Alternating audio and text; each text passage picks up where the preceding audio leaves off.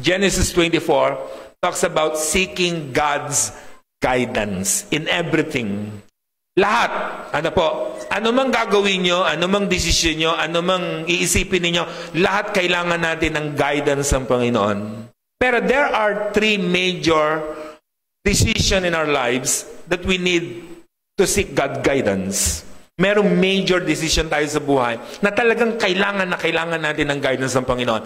Number one, choosing your mission in life. Choosing what you need to do. Kung anong gusto mong gawin at dapat mong ginagawa sa buhay mo, yung mission mo sa buhay. Diba? Anong dapat mga pinagagagawa natin? Naisip nyo ba why you are designed like this? Minsan pumunta kayo sa salamin, sabihin nyo, bakit itong mukhang ito ang ibinigay ng Diyos sa akin? Bakit itong katawang ito ang ibinigay ng Diyos sa akin? Kasi minsan, di ba, mayroong mga tao na masyadong bakit hindi ako kamukha ni ganyan? Bakit itong mukha ang binigay sa akin? Bakit ganyan? Di ba? Hindi yan aksidente. Kung anong meron ka ngayon na itsura, physical build o whatever, hindi yan aksidente. Bigyan ng Diyos yan. May purpose yan. Sabi mo sa katabi mo, hindi ka aksidente. Sige, sabi mo, mukha ka lang na aksidente. Hindi. Joke lang. Hindi tayo aksidente, ha? Design yan ng Diyos. Halimbawa, nung ako ay kabataan, kasi di ba medyo malaki ang boses ko, lumaki talaga ang boses ko. Mula sa isang medyo maliit lang, tapos lumaki. Tapos niloloko-loko ako ng mga kapatid ko, kakain na ba? Ganyan. Yung ginagaya yung paglaki ng boses. Alam nyo, misa parang, bakit kaya lumaki ang boses kung gano'n, sabi ko? Yan pala may purpose. Bakit? Kasi magpipreach ako. Naintindihan nyo? Kasi ang pangit naman ko ang boses ko. Nakikinig na po ba kayo ng... Di ba? Ang pangit kung gano'n ang boses ko, di ba? Di pa ako nagsasalita, tumatawa na kayo. Sino maniniwala sa akin? Di ba? May design pala. Kaya pala pag nasa may, parang ang ganda ng boses ng brother, pag nakikinig. Di ba? Ganon. Di ba? Ibig sabihin, pag nakikinig ka, pag mag-voice over ka, whatever, kasi may purpose pala. Ganun ang point. Nung kabataan ko, di naman ako kagwapuhan. Ngayon lang talaga ako gumapo ng ganito. Parang di kayo naniniwala. Alam niyo kung bakit? Kasi baka nasa That's Entertainment ako kung pogi na ako noon. Di ba? Yun pala, iba ang purpose natin. Ganun ang point lang. Lahat tayo may purpose ng Diyos kung bakit meron tayong ganito. Halimbawa ako, aminado ako talaga mahina ako sa English. Pag nag-English ako, itong mga anak ko, pinagtatawanan ako kaya siguro di ako natanggap sa ibang bansa. Hindi ako marunong mag-English So, ibang-iba ang diction, iba ang salita. Iba talaga pag nag-i-English, pag hindi ka talaga marunong. Ganun ang ibig sabihin yan. So, kayo man, may design ng Diyos sa inyo. Diba? Sasabihin nyo, bakit ako? Boses pala ka. Si Brother Joey, ang ganda ng boses. Siya, itinalaga siyang manganganta. Ikaw siguro manunula. Di ba? Ganun ang point. Iba ang purpose mo sa buhay. Kailangan yun lang ang hinahanap natin. Halimbawa, bigyan ko yung sample.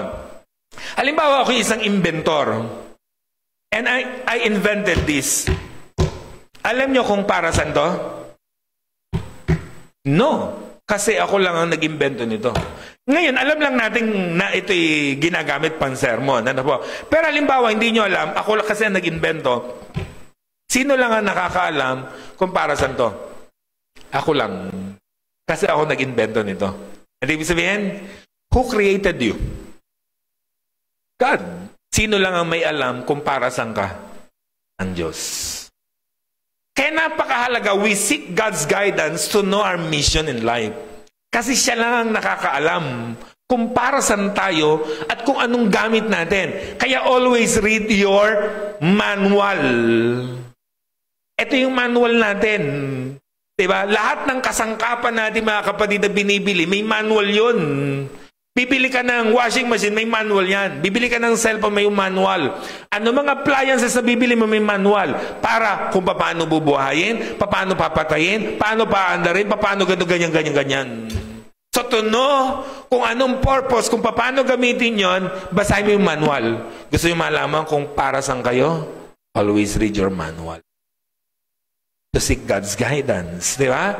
Para makita natin yung kalooban ng Diyos. It is not what we dream that matters, but it is what God dreamed for you. Hindi mahalaga kung anong pangarap natin sa buhay. Ang mahalaga, ano ang pangarap ng Diyos sa iyo? Anong gusto ng Diyos para sa iyo? Yun ang dapat hinahanap natin sa ating pong mga buhay. Pangalawa, choosing your mate in life. So always seek divine guidance. Pag naghahanap ng mapapangasawa, nakita niyo yung alipin ni Abraham? Bago sinimulan ng paghahanap, searching, seeking the bride of Isaac, anong ginawa niya? Lumuhod and he asked God's guidance. Sabi niya, Panginoon, bigyan niyo po ako ng sign. Sino po ang mapapangasawa ng aking Panginoon? Diba? Ibinigay niya sa Diyos. Itinalangin niya sa Diyos.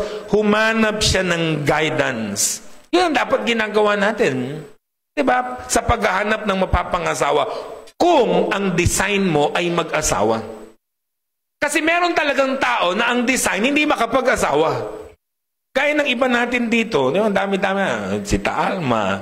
Pero malay natin, bigla tayong isurprise yan. Gulatin tayo, di ba? Gulat tayong lahat, di ba? O, sino pa ba? Sister Mainhin, ayan. Sino pa? Marami dyan. Si Taban, si Taros, si Sir Yai, di ba? At maraming kabataan dyan nasusunod sa yapak nila. Kinakabahan na sila. Malay nyo, yun ang design nyo. Diba? Yun ang kalooban sa inyo, hindi mag-asawa. Meron talagang ganun. Tapos pipilitin nyo. Diba? Meron kasing ganyan. Ano po? Pipilitin mo. Sasabihin pa nung nanay, oh anak, 28 years old ka na. Lahat ng barkada mo, may boyfriend, girlfriend na, may asawa ng lahat. Ikaw na lang ang wala. Anong gagawin mo ngayon? Dahil na-pressure ka, anong gagawin? Bigla na lang mag-aasawa. Anong sasabihin ng iba? Ayan, kumuha ka ng batong, ipinukpok mo sa sarili mong ulo. Hindi yung ganyan. Kaya di ba sabi ng matatanda, ang pag-aasawa, hindi parang kaning mainit ay susubo mo. Kailangan ay pinag-iisipan. Dahil baka iluwa mo rin. Yun ang kailangan ginagawa natin. Ano po? Kaya dapat pinag-iisipang mabuti. Hindi dampot lang ng dampot, di ba? Dahil nape-pressure tayo. Kasi nakaka-pressure nga naman kasi yung iba, di ba? Yung mga okay lang ka mag-aasawa. O ganyan na, pag nagkita-kita na, ano, huy, tumatanda ka na. O, wala ka pa rin girlfriend, wala ka pa rin boyfriend. Di ba, minsan ganon. Sabi nung lola sa kanyang apo, every time na pumupunta sila sa kasal, sabi, apo, you're next na. Pumunta ulit sa kasal, apo, you're next na. Nainis yung bata. Pumunta sila sa burol. Sabi nung apo, lola, you're next, ha? Nakabawi siya. Ano? Lola, ikaw na ang next. Mag-ready-ready ka na. Ano po? So, ganun ang point natin, mga kapatid. Ang pagpili ng makakasama, papapangasawa, pinag-iisipan yan. Diba? Ganun ang kailangan. Hindi yung bigla kang nag-asawa. Ang ganda-ganda niya. Kaso nung maghilamos, wala palang kilay. Natangay ang kilay niya. Ano itsura nun? Ano? Nag-drawing lang pala ang kilay. Ano? Kaya dapat, bago piliin, ganunin mo muna ang kilay niya. Totoo ba yan? Baka pag hilamos, wala palang kilay. Ano? Don't just pick anybody you want. Ask God. Seek guidance. Nakita niyo mga kapatid, si Adan, si Adan ba naghanap ng mapapangasawa? No. Alam niyo kung naghanap si Adan, alam niyo kung anong mahahanap niya? Unggoy. Unggoy sana asawa niya. Kasi yun lang naman lang halos kapareho natin, di ba? Alam ka namang giraffe ang pipiliin niya. Di ba? Uy, long neck ito, ha? Gusto. Hindi naman pwedeng maano siya ron, ma-attract siya. Pwedeng sa unggoy, ma-attract siya kasi yun lang halos kapareho. Pero hindi siya naganap. Binigyan siya ng Panginoon. Di ba? Sino ibinigay niya? Eva. Kaya alam niyo, ang asawa, hindi ba sa hinahanap? Hinihingi sa Diyos. But listen, mga kabataan, pag humingi kayo, huwag niyong papangalanan. Kasi minsan ang kabataan, pinapangalan, Lord, gusto ko po si ganon. Ano po? Hindi guidance ang hinihingi mo. Ano? Minamanipulate mo ang Diyos. Ano? May gusto siya para sa'yo, pinangalanan mo na. Ano? Hingin siya. Hingin. Humingi. Pero huwag niyong papangalanan. Ano? Yung hinihingi niyo sa Kanya. And of course, choosing your master to serve in life. This is the major choice that will establish your destiny. Choosing your master to serve. Sinong master nating paglilingkuran? Matthew 6:24, sabi niya, you cannot serve two master. Hindi kayo pwedeng maglingkod sa dalawang Diyos. Di ba? Money or God. Choose one. Si Joshua, mga kabatid, yung isa sa mga sikat na verse, pag si Joshua ang pinag-uusapan, lalo pag odds, anong sabi ni Joshua? But as for me and my house, we will serve the Lord. Alam niyo ba ang context niyan? Ang Israel, talamak ang pagsamba sa Diyos-Diyosan. Talaga namang tumataliko sila sa Diyos. Ngayon, si Joshua sabi niya, ngayong araw na ito, choose for yourselves this day whom you will serve. Ngayon na, magdesisyon na kayo. Sino ba paglilingkuran nyo? Ang Diyos ng mga ninuno natin na si Yahweh? O ang Diyos ng mga kanineyo na pinagsasasamba ninyo ngayon? Choose! Dahil ako, sabi ni Joshua, nakapili na ako. As for me and my household, we will serve the Lord. Diba? Yun ang napakahalaga, mga kabadid, na dapat natin ginagawa. Araw-araw pumipili tayo. Araw-araw meron tayong desisyon na ginagawa. Always seek guidance para hindi tayo mapasama. Tayo na dito, mga kabadid. Yung servant ni Abraham, hindi siya nagkamali ng kanyang pinili. Tama ang pinili niya, si Rebecca para mapangasawa ng kanyang Panginoon na si Isaac. Bakit hindi siya nagkamali? He seek God's guidance. So tayo, mga kapatid, para hindi magkamali everyday ng buhay natin, begin with a prayer.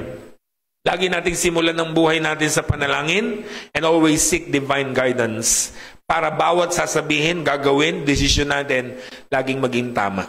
Maging tumpak, maging ayos, maging mabuti para sa atin sa ating pong kapwa.